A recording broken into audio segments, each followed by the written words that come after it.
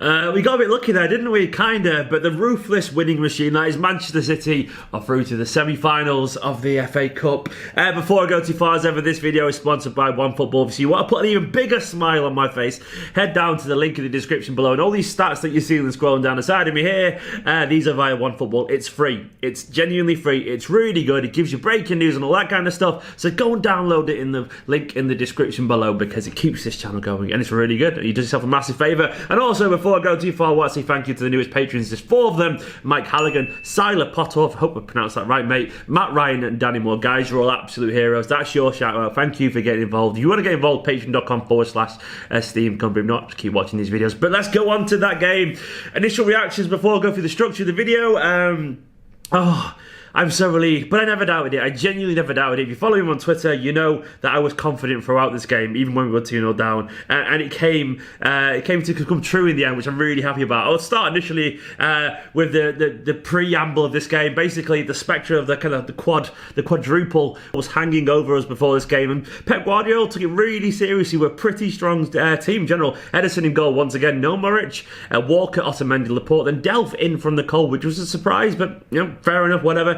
And Oleks, Bernardo Silva, and then David Silva, then Mahrez, Gabriel Jesus came in for Aguero, and Leroy Sane. So basically a pretty strong team. There was no Foden there, which I was a bit disappointed about, but I didn't honestly expected this to happen. I genuinely thought it was going to happen. Shame we didn't get on as well, but that was what happened. And given the fact that Swansea were down in 15th, in the Championship, we basically we could have maybe made a few more changes, but in the end, I guess we made the right call given how this game went. Swansea do play some nice stuff, even though they have struggled recently, and essentially they showed that at times. Into the first half, we started really nicely. The first 15 minutes we were very good, genuinely very good. Some lovely, intricate football. We were passing it out from the back really nicely. Total domination from the off. Sane had the right back on toast, got past him at ease at the start of the game. There was a Mahrez header after Sane drilled shot that went just wide, and generally we looked really, really good. And then Fabian Delph happened. Fabian Delph has probably played his last game of football for Manchester City Football Club. Genuinely, he won't be trusted in the semi-finals. He probably won't play a Premier League game. Definitely won't play a Champions League game. What was he doing? Genuinely thick stuff. Last season seems to be a weird anomaly for him. He's lost everything he had last year. He's here further down the ranks, and Zinchenko is now the senior guy here. Zinchenko was brought on to save the day, which must be a great boost for Zinchenko for his work. But Delph, mate, you've lost it. A very stupid penalty. Guardiola looked absolutely hugely frustrated on the touchline, and understandably so. They fired it home, and after that, not long after, Celina scored a beautiful goal. There's one guy who's going to score for Swansea today. It was Bersant Celina. He's that kind of person, the kind of guy who scores a goal in a game like this. It was a nice goal from their perspective. Lovely one-touch football. Walker miles up the pitch. I don't know what he was doing there. Got caught out of position, I guess. But for me, the biggest victim of this is, I mean, I can allow a lack of concentration in general in terms of if you switch off, it happens. It's criminal, but it's not overly criminal. Worse to me is when you don't try. And there was a clip of like Gundogan was like ahead of Celina. Celina's jogged past him. Gundogan looked at him, see him look at him, just left him to run past him. What is he doing? You can't just let players run past you and then make no effort to catch up to him. Bernardo would have been bursting the guts to get back there. Sterling would have been. Those kind of players do that thing, and Gundogan can't do that. It was laziness, and it's a beautiful finish from Celina, to be fair to him. After that, we still created a couple of decent little chances. Bernardo, good strike, and then David Silva somehow didn't score after some good work from Bernardo, our best player in that first half, probably our best player in the game, if being honest. Into the second half, Q minor breakdowns online, and rightfully so. We were poor, genuinely poor half. I think this season we've seen a lot of people getting very angsty when we're not winning at half time. But to me, I've always been like, well, we're playing a decent team in the Premier League, and it's 0-0, and we'll be okay. We're still creating chances. We're figuring out a team that's defensive. This game was just some poor decision making going forward. Created chances, but then received some poor defending to give their goals. So we had every right to moan. I still really though wasn't worried. I know it sounds crazy, but I wasn't. I thought we'd come back. This team has an ability to score goals, and it proved so in the second half. Swansea started to sit back a little bit deeper. Sterling and Zinchenko were brought on. Sterling for his pace, and even though he didn't have a massive impact in the end, but Zinchenko, it must be nice for Zinchenko. I touched on it before, but once again, to be brought on as a senior player, and we looked more defensively solid when he was on as well, which says all about how much he's improved. But basically, we went for it with Aguero coming on, and out of nowhere, basically a Quaresma-inspired bit of Bernardo brilliance, a wonderful outside of the boot finish into the far corner, genuinely like FIFA-esque stuff from Bernardo, a guy who deserved that goal, and he's been fantastic recently. And once again, he was fantastic in this game. Then a controversial penalty moment.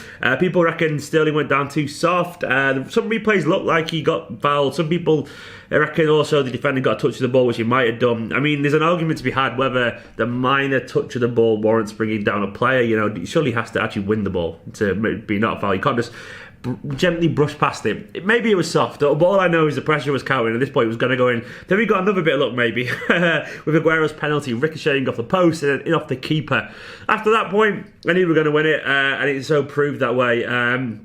So Aguero didn't get his first there, obviously it was an own goal, but then he got one eventually. Maybe he was offside with a lovely header in at the near post. And then we held on. Essentially, it was a sucker punch. Maybe a couple of decisions there could have been ruled out for VAR. Maybe, definitely at least one. But all I'll say is that they say it evens up over the end, and we were definitely victim of some terrible decisions at the start of the season. So you know what? And we voted for VAR, so you can't blame us on that front. We wanted it in every single competition or whatever, and it wasn't there for some crazy rules. Individually, Edison had nothing to do really other than pick the ball up back in net a couple of times. Walker had a poor game, genuinely lost up the pitch, and his crossing was genuinely terrible when he got into good space. Just a poor performance. He's not played that well this season. Very 5 out of 10 season. Otamendi looked like he was treading water up against the nippy, was it there, James? The nippy little winger guy. He was absolutely like so quick. Didn't have a great game. Laporte, he was just there. Laporte, I'm not saying he was excellent or poor, he was just there. Delph subbed off, yanked off for Zinchenko. As I said before, I'd be surprised if Delph plays another game for Manchester City Football Club. Gundogan, we saw the worst of Gundogan today in my opinion. Passive and not willing to take responsibility.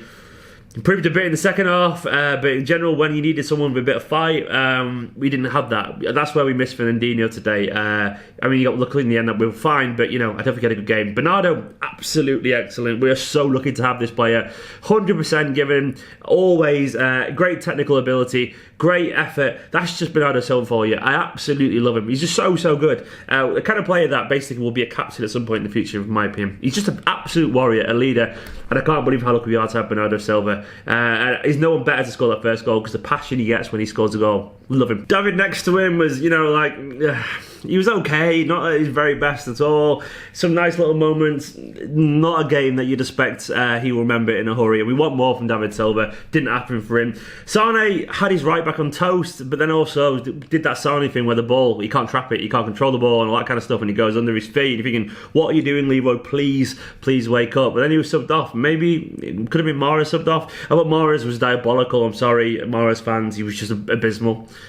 Really abysmal, really weak, gave the ball away far too easily, poor decision making, and it was probably fair that he came off in the end. He needs to do so much more. He was subbed off and he was well overdue because he was just poor, once again, poor. He has to do more in games of this quality. Gabriel Jesus, I didn't really see him at all, I'm not going to lie. Other than, you know, like a block shot or two of that, I can't really think of anything Gabriel Jesus did. Maybe some point I've missed something there, but in general I thought he was largely absolutely anonymous. He needs to do better than that once again. We're so lucky to have the likes of Sterling and Aguero to bring off the bench. Aguero made stuff happen. I guess his mere presence terrified Swansea because he's a world-class striker, and that's what world-class strikers do. They scare people. Zinchenko just tied us up as a substitute. Sterling ran at them, probably put the fear into them as well. Not sure he did loads when he came on, but he at least gave them something to think about. Overall, in these kind of games, I just want to win. I don't care how we win. I don't give a shit who it offends how we win. All I want is to win. Yep, maybe we got lucky there. Maybe there are some VR things that maybe did us a favour there, potentially. But in general, teams have bad days, and today it was just a bad day. It was a bad day. I can't really moan too much given how much we win. Sometimes you got to win ugly. And at this stage of the season, it honestly literally is all that matters. We are now in the semi-finals of the FA Cup. We've won the Carabao Cup. We're first in the Premier League. And we're in the quarter-finals of the Champions League with a relatively favourable draw. It's getting really, really serious, guys. Genuinely getting really serious. For me now, this is pretty much the only point where I think I can finally say this is the point where quadruple talk It's a thing. It's a thing now. It's just a thing. We have to accept it. Do I think it'll happen? No. I think there'll be another game like today, which we'll get lucky. Maybe these mistakes will cost us if we get past Spurs and play someone like Juventus in the semi-finals. Maybe the final might be too hard against Liverpool, United, Barcelona if we get past those two stages as well. Who knows? It could just mess up in the semi-finals of the FA Cup as well. Who knows? Who knows how it could go? But in general, I'm just happy. This team does find a way to win. It does find a way to score goals, and teams are scared of us. The one thing I said at half-time is that I'm not worried, and I think the logical result will be that City will win this. And despite people losing their heads around me, I genuinely thought we'd win it because that's what we do. We're the kind of team that when we score one goal, and we will still create chances in that first half. It wasn't the kind of game where we weren't creating chances. If we score, and I had a feeling one would go in eventually. But when we do score one goal, we tend to score 1, 2, 3 within 20 minutes pretty quickly. That's what happens to the City team. We score in kind of like rapid fire.